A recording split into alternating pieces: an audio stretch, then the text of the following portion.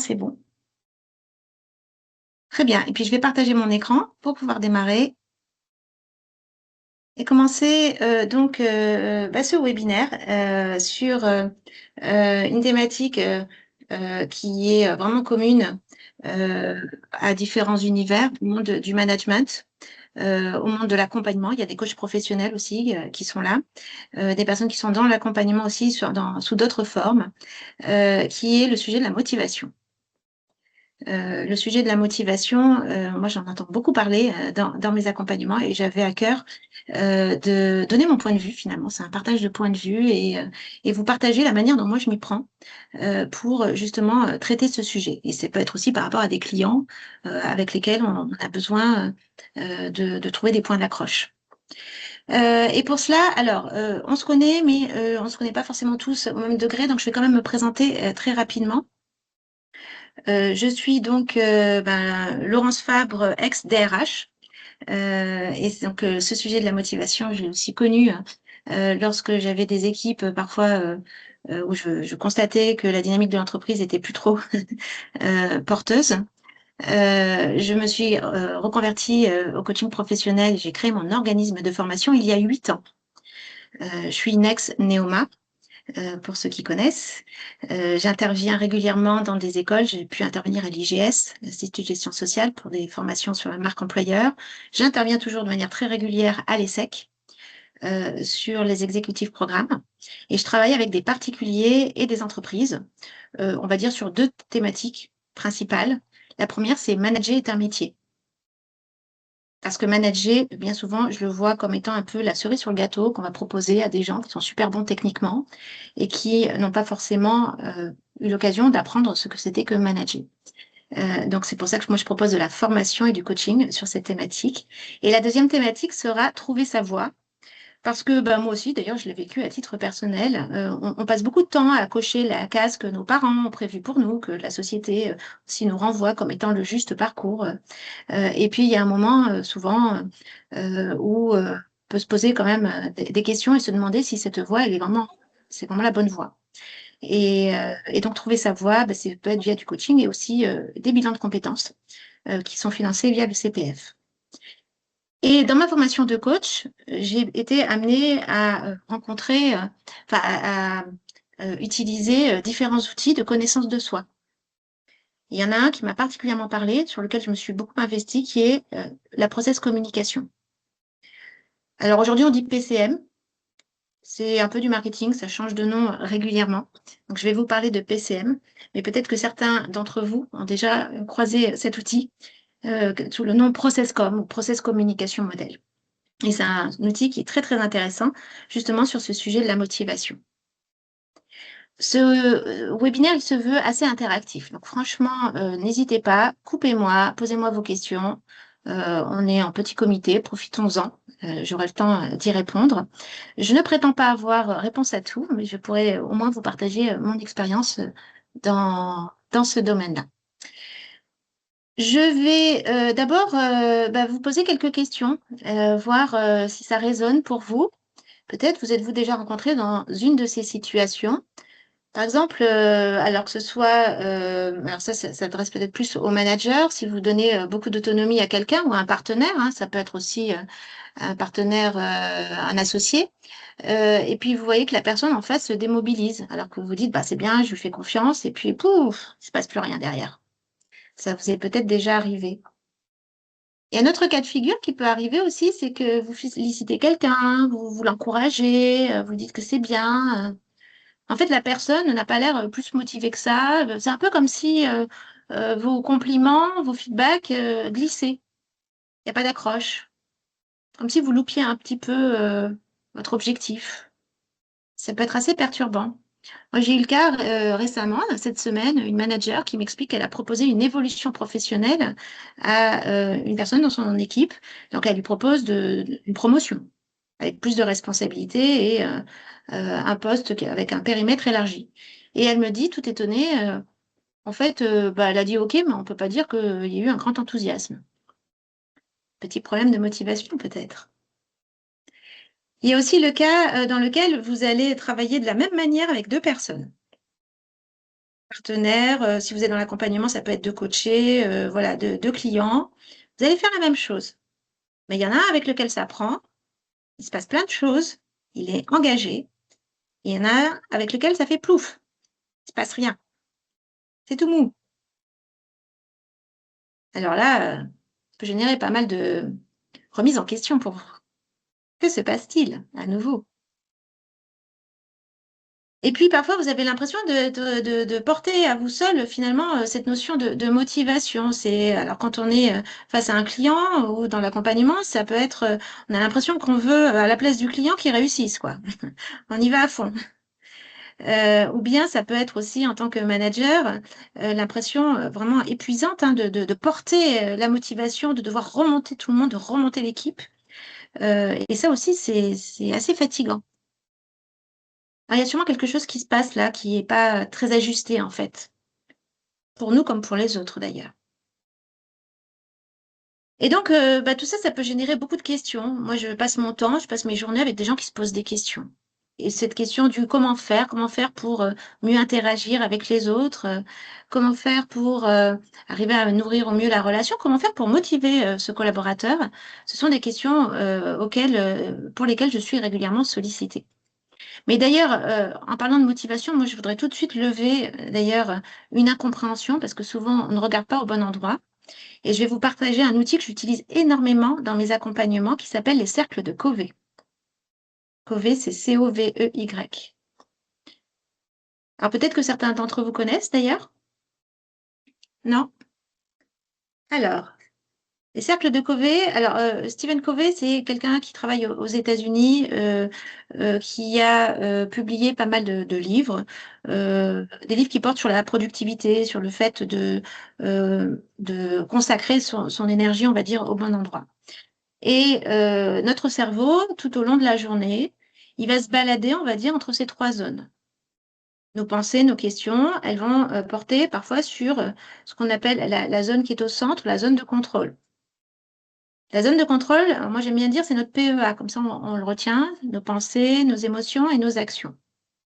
Et si je pense que, par exemple, face à cette personne, la communication est difficile, peut-être que je vais avoir déjà une émotion, quelque chose en lien avec un manque de confiance en moi, et probablement que dans mes actions, dans ma manière de parler, je vais déjà aborder la personne d'une manière justement euh, assez peu sûre de moi, je vais avoir des hésitations, et je vais générer justement ce que je craignais qu'il arrive.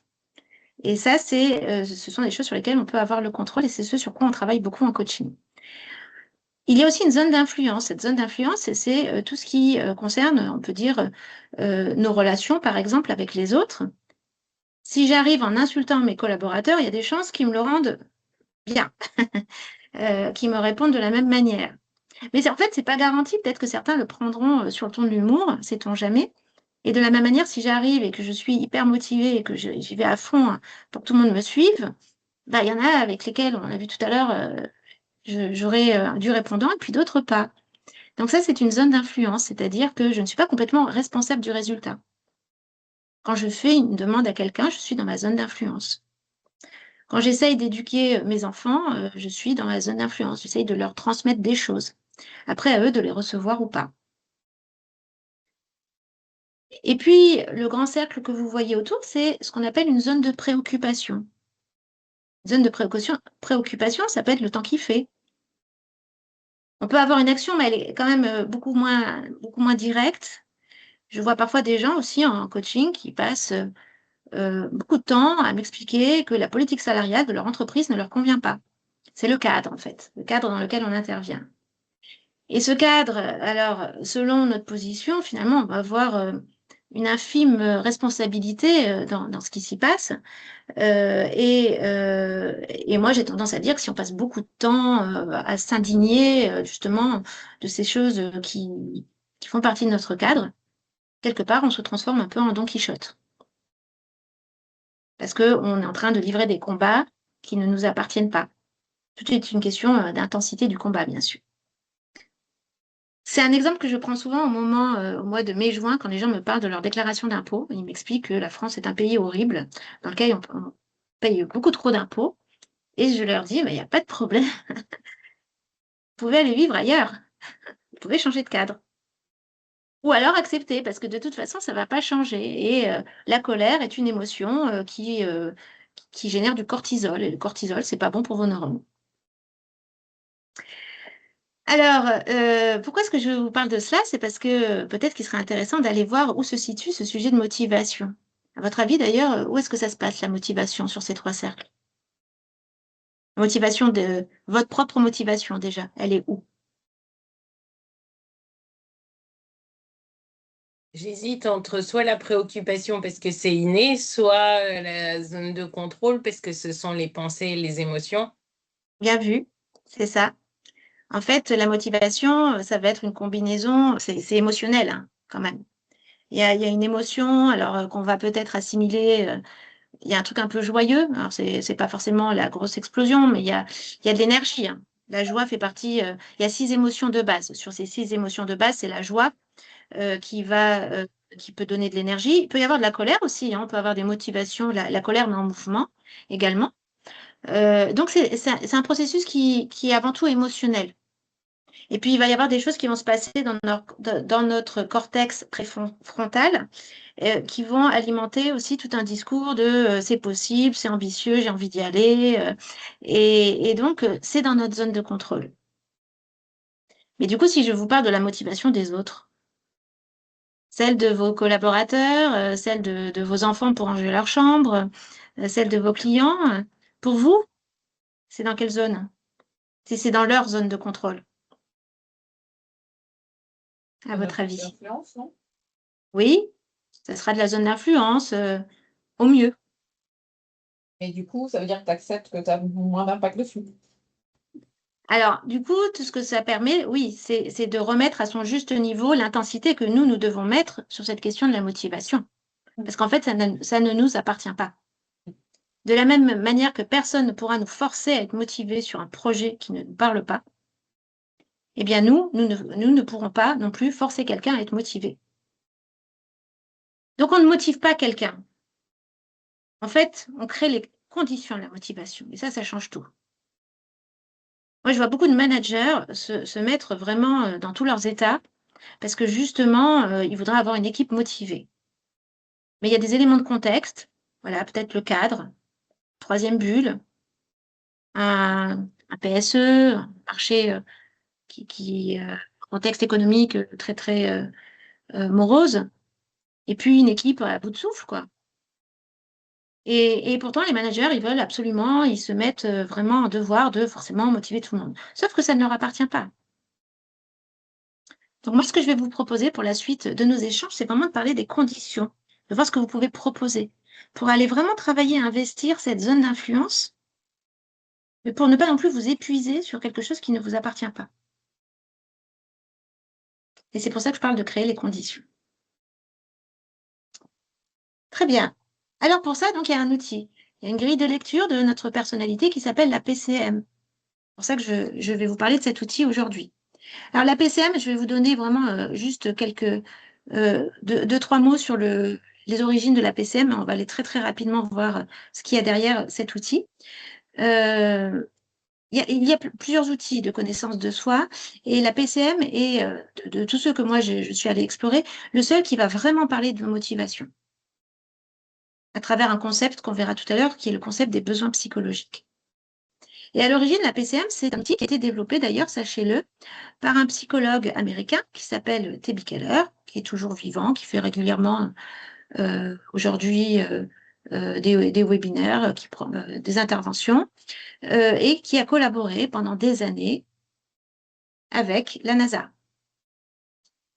En fait, dans les années 70, la NASA avait pour objectif de recruter les premiers astronautes et donc de fiabiliser son système de recrutement.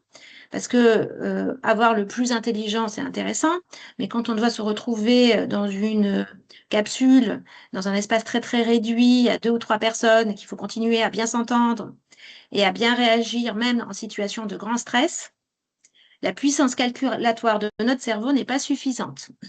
Il faut avoir une bonne gestion des émotions.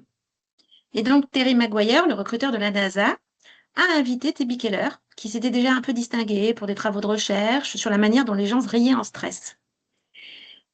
Et on a le témoignage de Terry Maguire qui explique qu'il a été bluffé. Il a vu que Debbie Keller, en quelques minutes d'entretien, arrivait vraiment à se connecter aux candidats astronautes et à bien mieux les comprendre que ne le faisait à l'époque un recruteur classique. Et de ce début de collaboration a découlé tout des déblocages de financement. Debbie Keller a travaillé avec la NASA pendant des années, à peaufiner ce modèle que je vais vous présenter aujourd'hui. Et il faut savoir qu'aujourd'hui, aux dernières nouvelles, la NASA l'utilise toujours. Si vous allez lire la BD dans la combi de Thomas Pesquet, il en parle. Il parle de ce type de personnalité, il y fait allusion. Et il y a quelque temps, j'avais fait une publication sur LinkedIn d'ailleurs sur une formation en management. C'était une publication en français, hein. Et j'ai eu la bonne surprise de voir le 8e directeur de la NASA liker mon post. Alors qu'il était en français, il y avait juste un hashtag PCM. Donc, c'est un outil qui a été fortement validé ensuite par la NASA et adapté, bien sûr, au monde de l'entreprise et qui aujourd'hui, dans certaines entreprises, est proposé parfois même de manière systématique à toute personne qui est en situation de management. En fait, il fait partie de ces outils de connaissance de soi qui permettent de développer une notion qui a émergé dans les années 70-80 qui s'appelle l'intelligence émotionnelle. Et la bonne nouvelle, c'est que contrairement à l'intelligence l'intelligence plutôt calculatoire, l'intelligence émotionnelle, ça se travaille. On peut progresser. Donc, ce que je vais vous proposer, c'est une grille de lecture.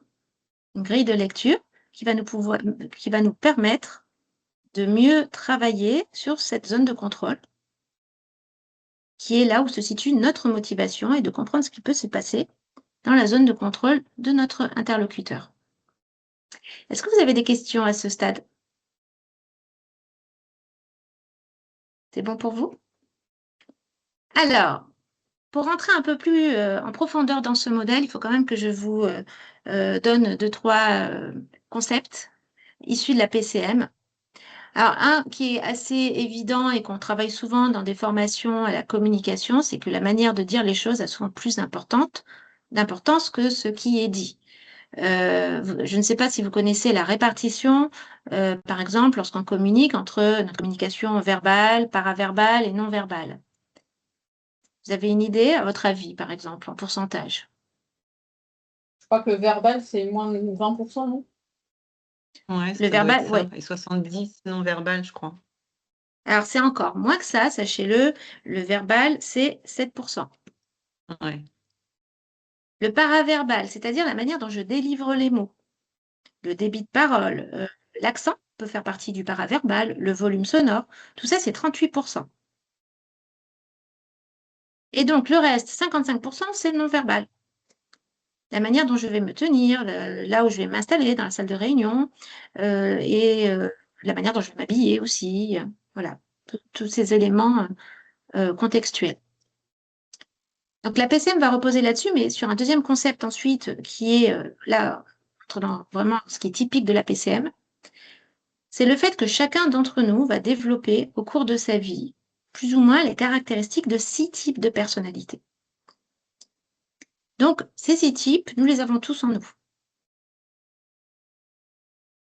Cela me paraît très important à souligner parce que parfois les gens pensent que ce type de personnalité, ce genre de grille de lecture va entraîner des catégorisations et va mettre des gens dans les cases, ce qui est absolument à l'inverse. Quand c'est mal utilisé, oui, on se met dans une case. Toi, tu es un analyseur, toi, tu es un empathique, et puis alors là, la messe est dite. Non, c'est pas du tout ça la PCM. La PCM, c'est nous permettre de comprendre justement qu'en nous, on a toutes ces ressources. Ces types de personnalités, ce sont avant tout des ressources. Et que ces ressources, on va les avoir à des dosages différents. Alors, ce qu'on va appeler type de personnalité, je vais passer rapidement sur ces 6 types quand même, que vous ayez un aperçu. Ces types de personnalités, ce qu'on appelle un type de personnalité, d'abord, on va dire que c'est un ensemble de comportements. Donc, ça va être ce que dit la personne, le verbal, mais ça va être aussi la manière dont elle le délivre et le non-verbal.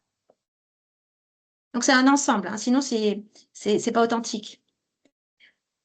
Et chaque type de personnalité va finalement être caractérisé par une perception du monde. Il y a des gens pour qui les données, la pensée factuelle, les informations sont essentielles.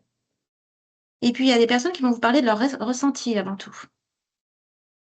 Et il y en aura peut-être d'autres qui seront très, très orientés action.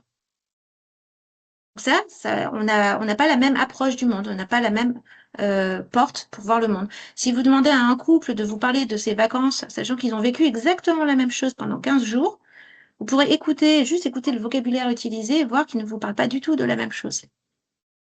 Toujours très intéressant à observer. Chaque type de personnalité, ce sont des points forts. Et on a tous des qualités naturelles, on le sait, et donc ça va être mettre des mots là-dessus. Et puis, ça va être cette notion de besoin psychologique qui va être essentielle pour appréhender la notion de motivation. Alors, je vais vous les présenter très rapidement pour que vous puissiez peut-être aussi vous amuser à voir là où ça vous parle le plus, là où vous pouvez vous reconnaître. Mais à nouveau, gardons en tête que d'abord, ils sont tous utiles. Il y a peut-être des types pour lesquels on a un peu une aversion. On se dit, ouh là là, celui-là, il ne me plairait pas. Sauf qu'en fait, ça parle souvent de la manière dont ce type-là est développé chez nous. Moins le type est développé, moins on aura envie d'y aller, en fait. Et pourtant, c'est là où souvent ce sont des ressources que nous n'avons pas l'habitude d'utiliser. Et donc, il n'y a pas un type qui est meilleur que les autres. Et les voici, ces 6 types. Alors, ils sont associés à des couleurs, mais la PCM n'est pas du tout un modèle qui repose sur des couleurs comme d'autres modèles de personnalité. Ils ont des noms, ces noms-là, à nouveau, prenons de la distance. C'est juste parce qu'il fallait bien leur donner un nom, mais ça ne résume pas tout ce qu'il y a derrière. C'est très, très riche, la PCM. Une formation PCM, c'est 3 jours à décortiquer un peu tout ce qu'il y a derrière ces noms-là. Alors, bien sûr, le type analyseur, on verra, il a un côté analytique assez poussé, et puis le type empathique, il a pas mal d'empathie. Mais par exemple, le terme anglo-saxon pour empathique, je trouve beaucoup plus adapté, c'est harmonizer. Et ça vous donne une meilleure idée de tout ce qu'il y a derrière ce type. Donc, ce sont des noms génériques. Et ce qui est intéressant, c'est vraiment d'aller creuser, d'aller voir ce qu'il y a derrière. Et par exemple, d'aller voir les qualités. Chacun de ces types.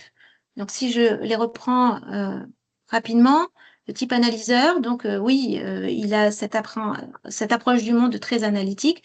Ce sont des gens qui vont surtout se concentrer sur la pensée factuelle. Je vous en parlerai un peu plus longuement plus tard. Donc, celui-là, je passe très vite. Voilà, il faut juste savoir qu'il sait faire preuve de logique, il est responsable, il est organisé, et ce sont souvent des gens qui aiment bien les choses bien carrées, on va dire. On a, si je continue dans le sens des aiguilles du montre, le type persévérant. Ce sont des personnes qui ont un grand sens de l'engagement et qui vont avoir besoin de partager leurs opinions, qui vont avoir besoin de se sentir investis et dignes de confiance. Des personnes qui sont très consciencieuses, qu'on va avoir dans les milieux associatifs, par exemple. Des gens qui vont défendre des causes. Quand ils sont on va dire, en basse persévérance, c'est-à-dire quand c'est leur type principal, bien sûr. Vous avez des personnes qui ont un promoteur qui est très développé. Le type promoteur très développé, ça va être une personne qui va être très orientée action, très adaptable, avec un mode de fonctionnement plutôt type test and learn. Alors, on aurait pu prendre un personnage célèbre, d'ailleurs, pour illustrer chacun d'entre eux. Le type persévérant, je pourrais aller chercher quelqu'un, une mère Teresa, par exemple, quelqu'un qui a fait des grandes choses et qui s'est investi pour une cause. Un promoteur type, pour ceux qui ont vu la série Bernard Tapie sur Netflix, je pense qu'il y avait à peu près tous les ingrédients. On parle parfois de James Bond aussi. Le type imaginaire, ça va être le type de personnalité dans lequel nous allons tous lorsque nous faisons de la méditation, lorsque nous prenons du recul. C'est notre capacité à prendre donc cette distance par rapport aux événements et à faire preuve d'imagination. Alors l'imagination, c'est-à-dire aller avoir une vision prospective des choses. Moi, je vois parfois des dirigeants qui ont une vision qui voit très très loin. Ça c'est de l'imaginaire. Ce sont des personnes qui sont souvent dans leur monde. Et on verra qu'elles ont souvent un grand besoin de, justement, il se passe énormément de choses à l'intérieur, donc besoin de solitude pour gérer tout ça. Il y a pas mal de choses à gérer. Et donc, de manière extérieure, en fait, on voit pas grand-chose. Ce sont des gens qui ont une vie intérieure très, très riche. Vous avez aussi des personnes qui auront un fort empathique, des personnes qui vont être beaucoup dans la relation, recherche d'harmonie, recherche de proximité. avec les autres. Et moi, j'en vois beaucoup souvent dans les professions liées à l'accompagnement, par exemple. Et enfin, nous avons tous aussi de l'énergiseur, c'est-à-dire cette capacité à faire preuve de légèreté, à nous éclater, à être dans le fun et à être dans le j'aime pas, un peu disproportionné, parce que c'est trop cool la PCN, moi j'adore, quoi. Voilà. Et donc, ces ressources, vous voyez bien que en fonction des moments de notre vie, en fonction de ce qu'on est amené à faire, elles peuvent être très intéressantes. Et d'ailleurs, je vais tout de suite contrecarrer parfois ce qu'on me dit. Ça veut dire, en termes de recrutement, il ne faut surtout pas s'arrêter à cela. Euh, Toutes les infirmières ne sont pas forcément des bases empathiques, hein, par exemple. Ce sont des ressources qu'on va activer de manière plus ou moins importante. Vous avez plein d'infirmières d'ailleurs qui seront de base persévérants parce qu'elles vont défendre une cause et elles vont avoir un besoin d'utilité euh, qu'elles nourriront grâce à ce métier. Alors vous allez me dire, 6 types de personnalités pour une même personne, ça fait beaucoup. Comment est-ce qu'on organise tout ça? Et là, Debbie Keller a proposé une métaphore qui a été conservée depuis, qui marche très très bien. Ça va être la métaphore de l'immeuble. Si un jour vous réalisez votre inventaire ProcessCom, en fait, dans vos résultats, vous aurez votre structure de personnalité qui sera donc illustrée via un immeuble avec 6 étages. 6 étages, un étage par type de personnalité. Alors, depuis tout à l'heure, je vous parle de base. La base, c'est le rez-de-chaussée. C'est le type avec lequel vous naissez ou bien il est développé dans les 6 mois. Il y a un débat sur le sujet. Mais c'est le type, voilà, si vous pensez à votre enfance, quelles étaient vos activités préférées, qu'est-ce qu'on disait de vous. Souvent, ça parle de vos qualités, ça parle de votre type, de votre base. Et vous voyez que plus je monte dans les étages, il y a un peu comme des jauges d'énergie. Il y a de moins en moins d'énergie. Puis tout en haut, il y en a nettement moins. Et donc, la manière dont donc ces jauges d'énergie vont correspondre finalement, on va dire, à l'état de développement de chacun de ces types pour nous. Alors, il y a des gens qui vont avoir beaucoup des types très développés, puis à la fin, ça va être tout petit. Il n'y a pas de règle, hein. Tout ce qu'on sait, c'est que plus on monte, plus ça réduit. Ça, c'est la règle pour tous. C'est la manière dont le modèle est fait. C'est ça que tu veux dire. C'est pas forcément linéaire. Parfois, ouais, tu as des décrochés, ou même en haut, en fait, il y a quand même 30%, ce qui est beaucoup pour un dernier étage. Et la manière dont vont s'organiser ces 5 autres étages, on sait que ça se fixe à l'âge de 7 ans. Donc, votre immeuble, il ne va pas être organisé tous les 3 jours. Et c'est pour ça que souvent, pour les gens qui ont passé leur inventaire PCM, on leur explique qu'une fois dans une vie, ça suffit. C'est pas, contrairement à d'autres. Non, ouais. En fait, tu vas pouvoir développer tes types de personnalité. Tu vas peut-être changer de phase. C'est une notion que je ne vous ai pas encore expliquée. Mais l'ordre des étages normalement, il reste le même. En tout cas, c'est comme ça que c'est fait. Et moi, je l'ai parfois fait passer en formation à des gens qui l'avaient passé il y a 10 ans, qui voulaient vraiment le repasser. Et ils ont pu voir que finalement, ça n'avait pas bougé. Ah ouais, ah, c'est super intéressant ça. Donc, c'est pas un instantané. C'est quelque chose qui s'inscrit dans le long terme. C'est pour ça, moi, quand je le propose en bilan de compétences, ça permet aux gens de comprendre, on va parler de motivation, pourquoi il y a des choses qui leur convenaient il y a 10 ans et qui ne leur conviennent plus aujourd'hui. Il y a quand même des changements de phase qui Oui, arrivent. c'est ça. C'est ce dont je vais parler. Il y a la notion de phase, parce que la motivation est dans la phase, elle n'est pas dans la base. Alors, donc là, vous voyez, en tout, il y a 720 structures de personnalité possibles, hein, factoriel 6 pour les matheux. Ça fait beaucoup. Mais, merci Anne-Laure, il y a un truc super important, c'est que quand on a une base et on a une phase. Et la base est égale à la phase. Tout se passe au rez-de-chaussée, on va dire. Alors, pour faire simple, la phase, ça veut dire où est ma motivation? Et donc là, alors là, c'est le orange. Donc, c'est quelqu'un qui est de base et phase empathique à la naissance, peut-être, et qui va avoir peut-être un enfant qui sera assez câlin, qui va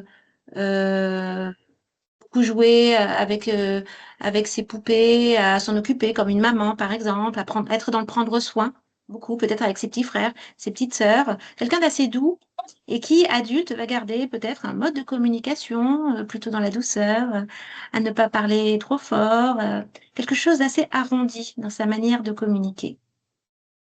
Et puis peut-être que cette personne aura vécu dans sa vie d'adolescente ou d'adulte ce qu'on appelle une séquence de stress. Donc c'est un moment un peu dur, peut-être le divorce de parents, un déménagement, et ça peut être un stress positif, une réussite, un examen, et ça peut occasionner chez certains d'entre nous, c'est pas une règle absolue, ce qu'on appelle un changement de phase, c'est un changement de motivation. Et on va toujours chercher, quand on change de phase, on va prendre la motivation de l'étage du dessus de notre phase actuelle. C'est quelque chose qu'on observe. Quand les personnes passent leur inventaire, elles voient leur base et elles voient si elles ont changé de phase ou pas, une ou plusieurs fois. Il n'y a pas vraiment de règle et ce n'est pas un modèle de croissance, ce n'est pas un objectif en soi de changer de phase. Et ce que tu dis, juste pour que je m'assure d'avoir bien compris, c'est que du coup, quand tu changes de phase, ta base change. Genre, par La exemple, base reste la même. la base, ça serait le bleu ou non? Non, la base reste la même. Notre base, c'est notre manière de parler, c'est notre manière de voir le monde et ce sont nos qualités intrinsèques, on va dire, pour toute la vie. Mais en fait, tu peux prendre l'image des sucres rapides et des sucres lents, Gaëlle. Donc, tu vois, c'est comme si les besoins, la motivation qui était liée à notre base devient un peu secondaire. C'est des sucres lents. On vit avec depuis toujours, on sait faire. Et il y a une nouvelle urgence, c'est répondre aux besoins de notre phase. Les sucres rapides. Là, il en faut au quotidien, on a moins l'habitude si c'est un changement de phase récent. C'est ça qui fait que parfois, quand vous avez vu, vous rencontrez quelqu'un que vous n'avez pas vu depuis 10-15 ans et vous vous dites, oh là là, il a changé. En fait, ça peut correspondre à un changement de phase. Moi, en bilan de compétences, je vois aussi des gens qui ont changé de phase et de motivation. Donc, la motivation, pour la comprendre, ce qui peut être intéressant avec la PCM, c'est voir justement la personne, finalement, dans quelle phase est-ce qu'elle est aujourd'hui. Ça peut expliquer aussi des changements de motivation. Je ne vais pas aller plus loin. Je vous ai dit, une formation dure 3 jours, donc je ne veux pas complexifier trop le sujet. Donc, si ça vous va, voilà, juste, vous pouvez retenir qu'il y a cette histoire de une motivation différente à chaque type de personnalité et des changements possibles. Sachant que ce n'est pas un objectif en soi, c'est plutôt quelque chose qu'on observe. Et la recherche porte encore là-dessus d'ailleurs, hein. Pourquoi certains vont changer ou pas, c'est très émotionnel. Alors par contre, ce qui peut être intéressant, c'est de voir un peu plus loin. Pourquoi je vous parle de motivation? C'est parce que à chaque type de personnalité, ça c'est la grande découverte de T.B. Keller et qui change complètement, qui fait que la PCM va vraiment un cran plus loin par rapport à d'autres modèles de personnalité, c'est qu'il y a cette notion de besoin psychologique qui explique tout. On va creuser à travers un type en particulier, que je vais vous développer un peu plus. Mais voilà, ce que vous pouvez retenir, c'est que pour chaque type de personnalité, il y a une notion de besoin psychologique. Et nous savons, alors il y a différentes études qui l'ont démontré, malheureusement, nous sommes prêts à tout pour répondre à nos besoins psychologiques, y compris à nous tirer une balle dans le pied. Je prends un exemple d'une situation vécue. Moi, j'ai un client qui est aujourd'hui en phase persévérante, besoin donc de se sentir en lien avec ses convictions, avec ses valeurs.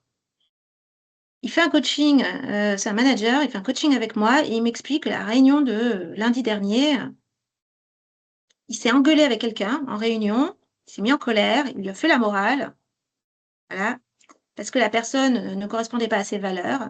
Il sait que ça va lui être reproché, qu'on ne se comporte pas comme ça en réunion, mais il s'en fiche, parce que c'était trop important pour lui. Et là, on voit comment des qualités, type persévérant, besoin de défendre ses convictions, donc ça peut être quelque chose de très positif, et on voit comme quand on fait trop de quelque chose, ça va se retourner contre nous et ça va faire quelque chose de négatif.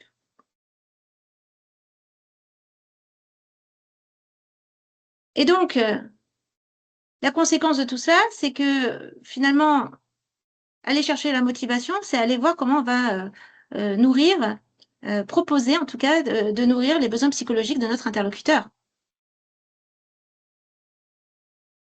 Parce que si ces besoins psychologiques ne sont pas correctement nourris, il va faire ce qu'on appelle une séquence de stress.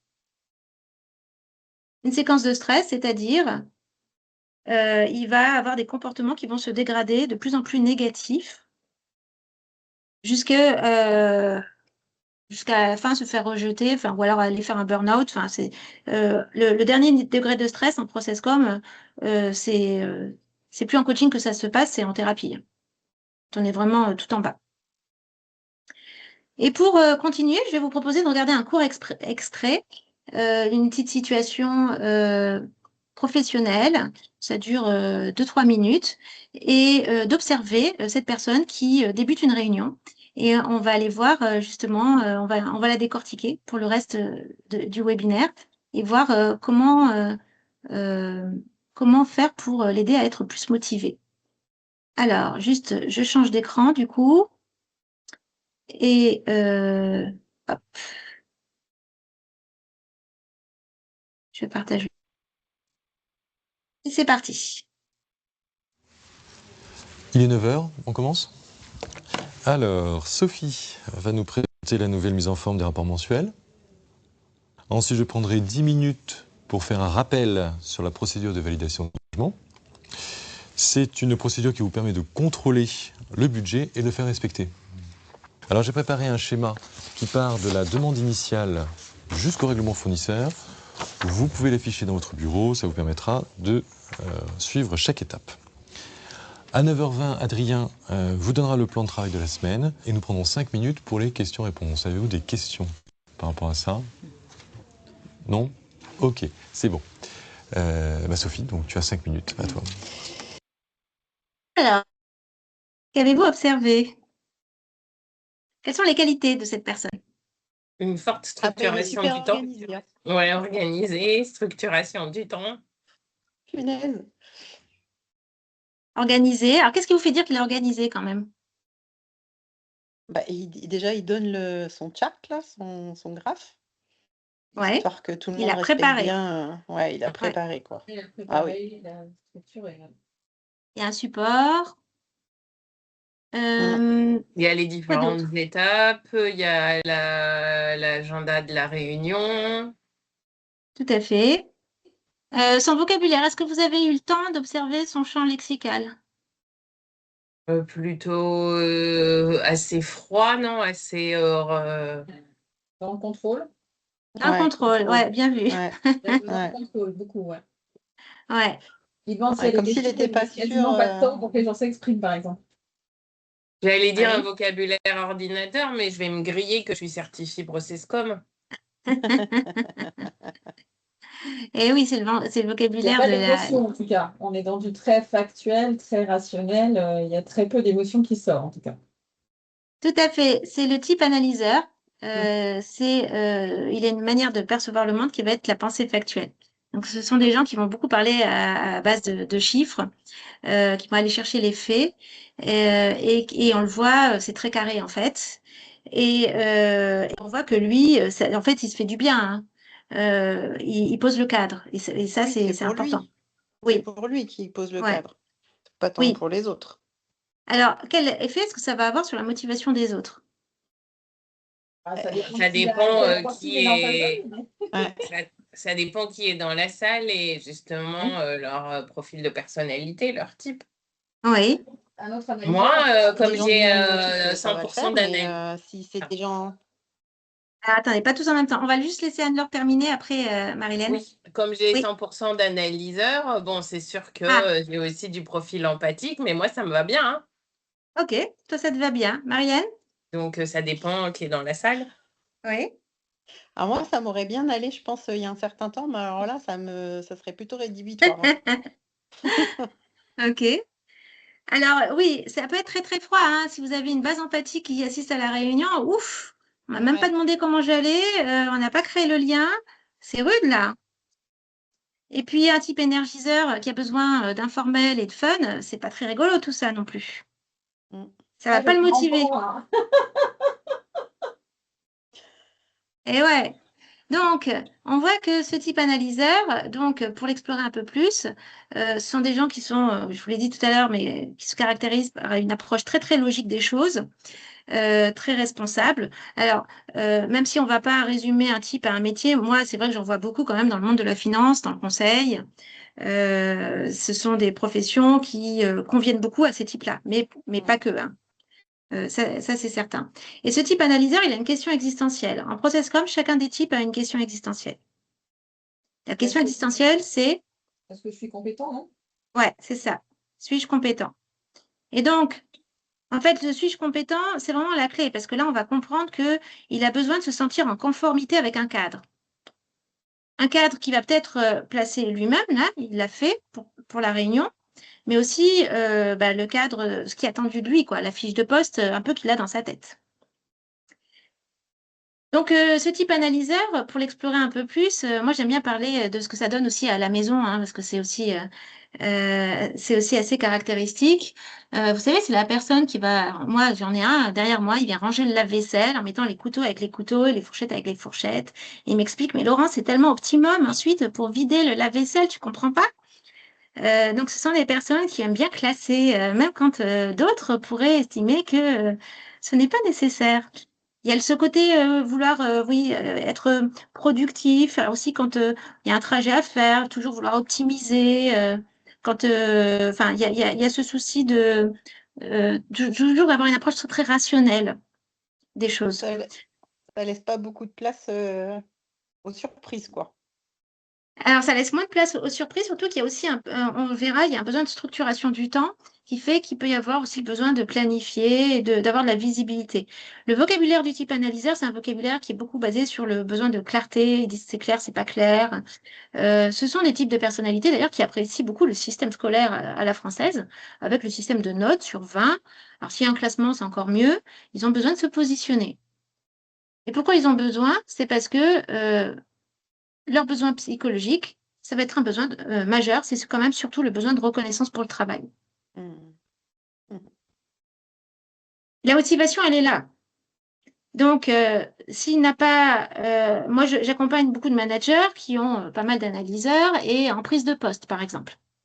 Un type analyseur en prise de poste, le risque, c'est une période qui peut être à risque pour lui parce qu'il n'est pas bien encore familiarisé avec son environnement, il n'est pas sûr d'être là où on l'attend. Et s'il n'est pas sûr d'être là où on l'attend, il risque de forcer, de faire ce qu'on appelle une séquence de stress. Qu'est-ce qu'il va faire? Il va faire un peu plus de ce qu'il fait très bien. Un peu plus de logique, un peu plus d'organisation. Qu'est-ce que ça va donner à votre avis? Un peu plus d'analytique aussi. Ah, ça peut crisper, hein. Mmh. Alors, sur les autres, ça va crisper. Et pour lui, alors, il va se crisper aussi d'une certaine manière, mais ça va être du surdétail. Ouais, il va surdétailler, il va se couper des autres. Il perd son esprit de synthèse. Premier degré de stress. Il arrête de déléguer. Il a un scénario d'échec qui s'appelle tant que je n'aurai pas fini tout ce que j'ai à faire, je n'irai pas me reposer. Donc, bon candidat à l'épuisement. Oui, tout à fait. Il fait preuve de rigidité.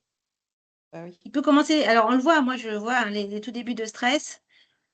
Alors, par exemple, en réunion, quelqu'un qui va juste faire une remarque. Le début est toujours très, très light, hein. Il faut vraiment avoir l'œil. Ça va être quelqu'un qui va dire, on n'avait pas dit qu'on commençait à 15 heures, parce que là, il est 15h03. Il commence à chipoter, vous voyez? Moi, je le vois en formation parce que c'est des gens, suis-je compétent? Donc, si je suis sur des concepts un peu compliqués et ils vont me poser une question, mais avant de me poser la question, ça va être, je pense que j'ai pas bien pris mes notes. Il commence à se fouetter là. On sent que ça commence à, je suis pas bien compétent. Et donc, à votre avis, quelles sont les pistes pour aider quelqu'un de type analyseur qui va perdre son esprit de synthèse, par exemple, qui commence à partir dans une grande tirade ou qui ne délègue pas? Comment faire pour l'aider à se motiver?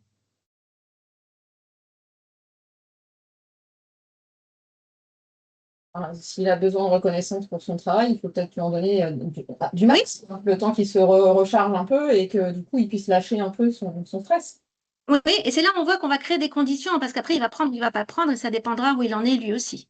Donc, un type analyseur qui commence à être en stress, et voir comment vous pouvez lui faire du feedback plus régulièrement sur le fait que tout est OK, que c'est normal, qu'il ait besoin de précision sur telle formation. Je vous partage une situation vécue.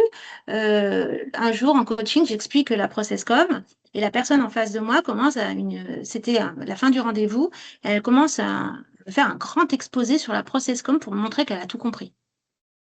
Avec le détail du détail du détail. Et là, je me dis, waouh, comment je fais? Et en fait, je me suis permise de le couper et je lui dis, ah, vous avez tout compris. Mais en fait, ça s'est arrêté direct. J'avais nourri son besoin de reconnaissance pour le travail. Oui, c'est bon, vous êtes compétent, vous avez bien compris ce que je vous ai expliqué aujourd'hui. Il n'avait besoin de plus rien. Mm.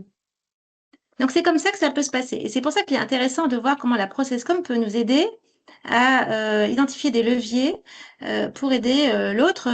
Alors, à nourrir ses propres besoins psychologiques, hein, parce qu'à nouveau, nous ne sommes pas responsables de ce que la personne en fait. Il y a des gens avec lesquels on peut avoir l'impression que c'est un peu un puits sans fond. On sait où il faut aller, on sait ce qu'il faut faire, mais pour d'autres raisons plus peut-être thérapeutiques, la personne ne sera pas capable de remonter la pente. Parce que quand on parle de stress, on est vraiment sur une descente avec un premier degré, donc les choses un peu imperceptibles, les petits mots de vocabulaire que moi j'entends parfois et qui me font dire, oula, ça commence à coincer. Le deuxième degré de stress, avec un type analyseur, donc ça sera déjà, il y aura plus de délégation, et il y aura beaucoup de surinvestissement sur les horaires, par exemple, et de surdétail. Et le troisième degré de stress, lui, qui relève de la thérapie. Ce scénario de stress que je vous ai décrit ne concerne que le type analyseur. Ce sont 5 autres scénarios différents pour les 5 autres types de personnalités. Donc, on n'est pas attentif à la même chose.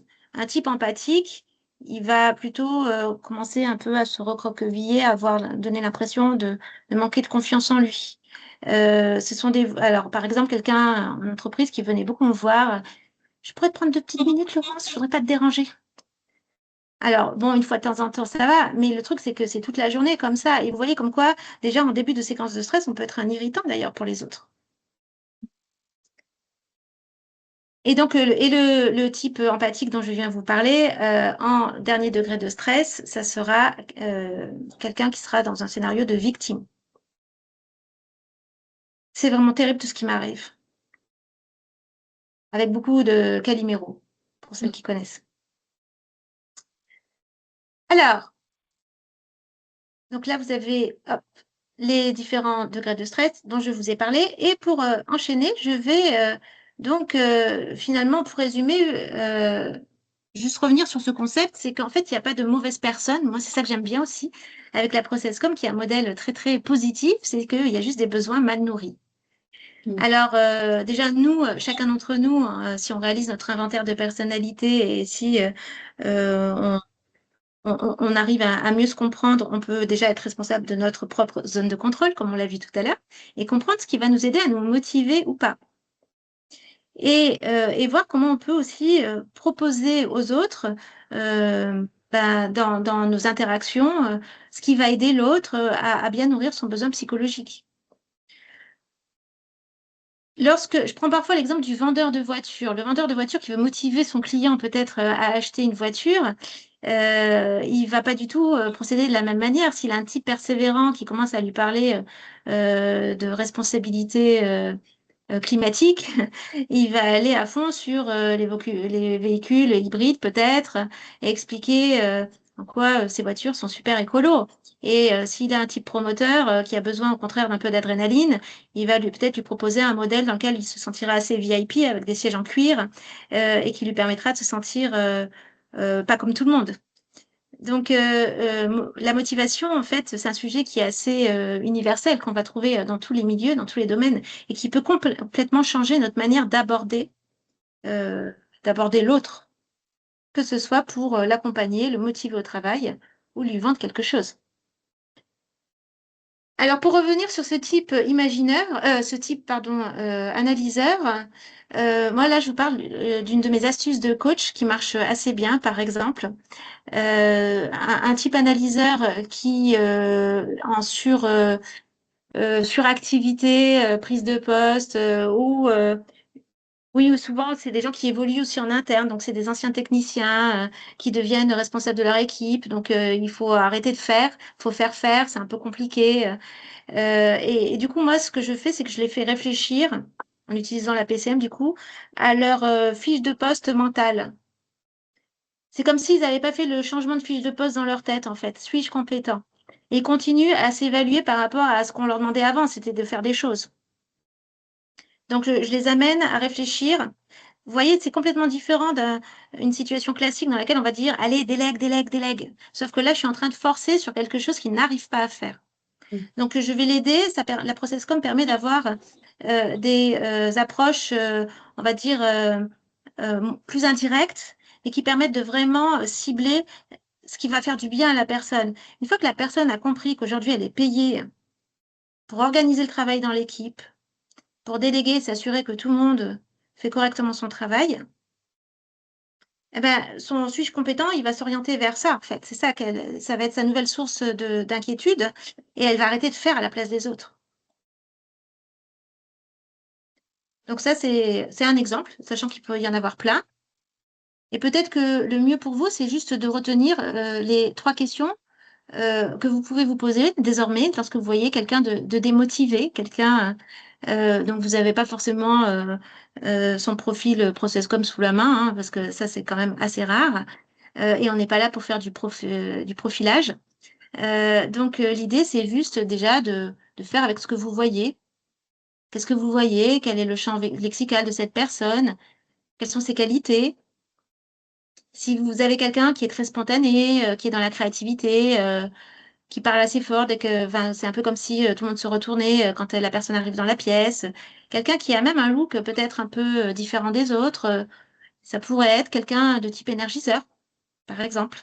Donc, souvent, quand les gens arrivent, il y en a certains qui sont très lisibles. C'est pas le cas de tout le monde. Mais faites avec ce que vous voyez.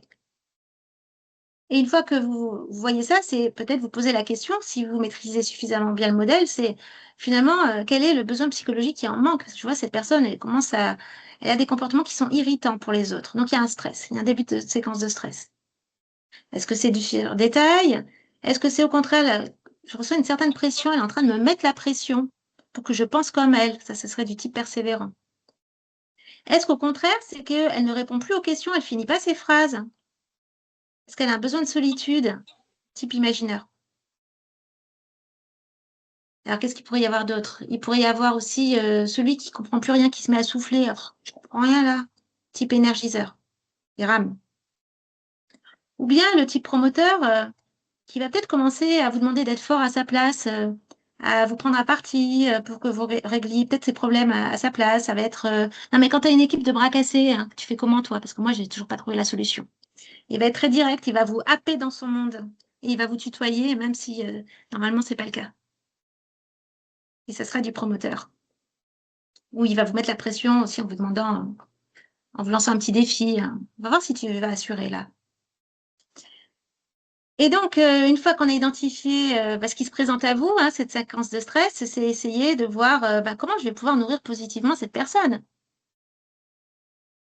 Et pour cela, vous pouvez tester des choses. Vous savez, en ProcessCom, même quand on est formateur depuis plusieurs années, on est toujours en mode test and learn. C'est-à-dire que voilà, on fait des tentatives et puis souvent on a des très bonnes surprises. Et puis parfois, on avait tapé à côté et on s'en rend compte assez vite. Et donc, pour récapituler, vous avez là quelques exemples de situations, de début de séquence de stress finalement, et de pistes d'action, de propositions pour aider la personne à travailler sur sa propre zone de contrôle. Parce qu'à nouveau, il y a des gens pour lesquels ça sera immédiat et vous aurez tout de suite trouvé le bon mode d'interaction. Et puis, il y a des personnes avec lesquelles ça peut être plus compliqué parce que pour d'autres raisons, ces besoins psychologiques ne parviennent pas à être nourris correctement. Et n'oublions pas, surtout si on traite avec des gens dans une vie professionnelle, qu'ils ont aussi une vie personnelle et que nous sommes un tout. Et que, voilà, parfois, il y a des gens qui vivent des choses très dures d'un point de vue personnel. Et donc, dans le professionnel, on ne peut pas tout résoudre non plus. Ça nous aide aussi à relâcher la pression. Est-ce que vous avez des questions, des remarques par rapport à tout ça? J'avais juste une question par rapport à un des exemples que tu as donné là sur la personne de type persévérant qui s'est mis en colère dans une réunion par rapport à ses valeurs. Est-ce que là, l'interrompre en lui disant j'entends bien ton point de vue, Oui. je comprends ce que tu ressens, mais c'est pas l'endroit où pour essayer. Enfin voilà. Comment on Alors, arrive à répondre à son besoin pour calmer, mais tout en laissant pas passer en fait si on est le manager en réunion. canal perception, besoin psychologique, ça doit te parler Oui. si tu es certifié PCM. Donc, on va lui parler dans sa perception. Ce sont des gens qui sont sur question d'opinion. Donc, si tu lui dis, je comprends ce que tu ressens, tu es sur du ressenti. Ah mince, oui, mince, je comprends. Donc, je comprends ton opinion. Je Je comprends comprends ce ton que autre. tu... Voilà. Oui. Je reconnais même. Je comprends les raisons pour lesquelles tu penses cela. Et là, t'es bien. Canal de communication, c'est plutôt des gens qui aiment bien qu'on leur pose des questions. Donc, ça pourrait être le relancer avec une question ouverte du type, et comment penses-tu au revoir, Guénel. Comment penses-tu que nous devrions faire, par exemple? Tu vois, c'est lui poser une question en lui demandant son avis sur autre chose. Ah, oui. Euh, et besoin psychologique, oui, ça va être, déjà, j'ai reconnu, hein, quand j'ai dit, je comprends, je comprends les raisons pour lesquelles tu as des valeurs qui te font dire ce genre de choses. Et en fait, en soi, c'est tout à fait valable. Et cependant, moi, j'ai mon propre système de valeurs et moi, je vais peut-être penser autre chose. Voilà. Mm. Et il y a peut-être Mm. d'autres raisons pour lesquelles ce n'est pas, c'est différent par rapport à ce que tu voulais. Et est-ce Euh, que à ce moment-là, je peux dire, et dans mon système de valeurs, on se met pas en colère comme ça en réunion? oui. Ou est-ce que je le euh, prends à part après pour lui dire alors, quand il y a de la colère, en général, un petit temps de recul, ça peut être intéressant. oui, c'est pour ça. Euh, Parce que les gens, lorsqu'ils sont dans leurs émotions, ils perdent quand même toute leur... le cortex fonctionne plus très bien, hein. La capacité de raisonnement, elle est plus terrible. Donc, surtout si c'est avec de la colère, c'est peut-être faire un feedback, mais peut-être quelques heures plus tard, pas forcément à chaud, pour Ok. l'aider à redescendre. Alors, c'est intéressant parce que les gens qui sont en type persévérant, donc eux, le scénario sous stress, c'est de la colère, hein. C'est une colère qui est de plus en plus forte. C'est les gilets jaunes à la fin, hein, finalement. Ça va être ça. Et donc, ce qui est intéressant, c'est de leur faire réfléchir à leurs valeurs parce que souvent, comme c'est des gens pour qui les valeurs, c'est important, c'est leur demander quelles sont leurs valeurs, les faire réfléchir là-dessus. Ils vont souvent identifier qu'il y a une valeur respect. Mm. Et quand tu te mets en colère, t'en es où avec ta valeur respect, hein? Donc souvent, ils vont se rendre compte qu'ils ont d'autres valeurs qui ne respectent plus. En fait, il y a une valeur qui a pris le dessus. Donc, ils vont pouvoir Ah, régler leurs ok. problèmes tout seuls s'ils comprennent que bon, il y a d'autres valeurs là qu'ils ont complètement oubliées et qui nécessiteraient d'être mises en avant. Mhm. Donc, ils s'auto-régulent tout seuls. D'accord. Merci beaucoup. Mais voilà, donc ça peut être une piste. Ce sont des pistes, hein, parce que nous avons tous nous ne nous résumons surtout pas à un type de personnalité. Nous avons une structure, donc tout ça s'organise. On peut avoir aussi des phases vécues. Il peut se passer, si on a changé de phase plusieurs fois. Donc l'être humain est très très complexe. Ce sont des choses, c'est vraiment comme un modèle mathématique. C'est largement imparfait, mais ça aide à tester des choses. Et ça fonctionne souvent. Merci Voilà. beaucoup. Moi, j'avais Oui, une question, parce que là, tu as dit les deux, enfin, la personne qui est à l'origine de ce modèle, c'est un homme, oui. sauf que si je me suis trompée, voilà, qui a collaboré avec un autre homme. Et est-ce que ça dépend du genre ou pas du tout? Non, alors en fait, avec les statistiques, quand on creuse en formation, on a un pourcentage parce que, il y a des millions de personnes, hein, qui ont passé leur inventaire ProcessCom. Donc, on a le pourcentage et on voit que, par exemple, tu as 70%, t'as 30% de la population occidentale qui est de base empathique, dont 70% de femmes. Donc, tu vois qu'il y a une répartition, Ouais. mais que la population féminine est absolument représentée partout. Et ça, c'est un sujet sur lequel on les challenge souvent parce qu'on fait des journées de recyclage. avec Keller Communication France, et ils ont l'air de dire que ça reste stable. Enfin, voilà. Et même, enfin, même souvent, enfin, l'autre jour, il y avait quelqu'un qui disait même dans des pays comme la Russie où le mode d'éducation est quand même très très différent, on n'est pas dans le cocooning avec les petits, mais en fait, on a des pourcentages identiques. En tout cas, Ah c'est ce que ouais. j'avais entendu lors d'une journée il y a 1 an ou 2. Mm. Ce que j'avais entendu, c'est qu'ils disaient que c'était plus sur les populations africaines, comme c'est moins développé, qu'ils n'ont pas trop de retours pour voir si Oui. ça fonctionne aussi, mais que sur les États-Unis, l'Europe, jusqu'à certains pays d'Asie, pour l'instant, ça se confirme. Mais ce que j'aime bien aussi dans le modèle, c'est sa capacité à rester humble et à se remettre en question et à continuer à faire des recherches. Oui, la recherche existe toujours. Il y a une chercheuse, Sixtine Lefebvre, qui est dans la région rouennaise, qui fait des publications régulièrement, qui suit des enfants. Moi, j'ai été cobaye sur une de ses recherches, enfin, sur certains travaux. Et donc, on est sur un modèle qui n'est pas poussiéreux. Il y a les types de personnalités que je vous présente aujourd'hui, ils ont changé de nom en 2021. Et le vocabulaire est régulièrement révisé. Donc, il y a toujours ce souci de rester ajusté, précis, qui fait que moi, c'est vrai, j'ai une grande confiance en ce modèle. Il y a des modèles qui n'ont pas trop évolué quoi, au fil du temps et nous évoluons tous. Mm. Donc, je trouve que c'est une bonne chose. Alors, pour ceux qui ne sont pas encore formés à la ProcessCom et qui souhaiteraient aller un peu plus loin, sachez que vous pouvez décider de faire juste votre inventaire de personnalité. C'est sur une plateforme en ligne et d'avoir un rendez-vous de débrief d'1h30 au cours duquel vous allez justement en apprendre plus sur vous-même, sur vos besoins psychologiques et vous repartez avec un compte-rendu, un PDF qui fait une grosse vingtaine de pages et qui est pour la vie en fait puisque votre structure normalement n'est pas amenée à bouger. J'organise aussi de manière très régulière des formations. Il y a beaucoup de personnes qui travaillent dans l'accompagnement et des managers. C'est vraiment les deux publics avec lesquels je travaille en permanence. Et la 3e session pour l'année 2026, elle aura lieu du 6 au 8 octobre. Si vous connaissez des gens qui sont intéressés aussi, vous pouvez leur en parler. Il y a une petite remise pour les gens qui viendraient suite à ce webinaire. La session est confirmée, j'ai suffisamment de personnes. Elle est en visio. En amont de la session de formation, bien sûr, on passe son inventaire ProcessCom.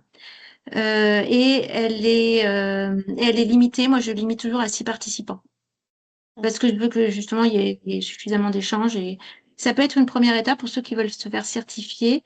C'est une formation qui permet ensuite d'avoir un parcours raccourci pour être coach certifié. Elle ne permet pas de faire passer l'inventaire. Pour faire passer l'inventaire, c'est 7 jours. Donc, c'est juste la première partie de cette formation-là. Et voilà.